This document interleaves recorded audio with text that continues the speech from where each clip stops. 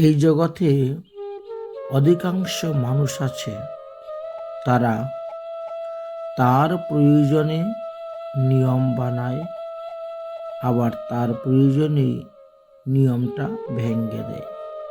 যেমন মনে করুন, চায়ের কাপে যদি কোনো মাছি পড়ে, তাহলে কি করে? চাটা ফেলে দেয়।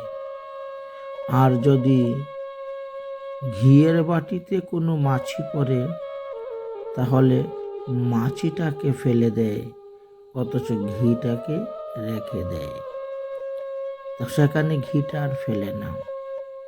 যে মাছি বসেছে বলে অপবিত্র হয়ে গেছে চায়ের মতো, সেটাও ফেলে দেয়। কিন্তু না, এক জায়গাতে মাছি বসলো বলে চাটা ফেলে দিল, আর এক জায়গায় মাছি বসা সত্ত্বেও মাছিটাকে ফেললো, অথচ ঘিটাকে ফেলে না। এই জন্য বলা হয়েছে, মানুষ যে নিয়ম তৈরি করেন তা প্রয়োজনে জন্যই নিয়ম তৈরি করেন, আবার প্রয়োজনে নিয়ম ভেঙে দেন। এটা যথার্থ নিয়ম কি?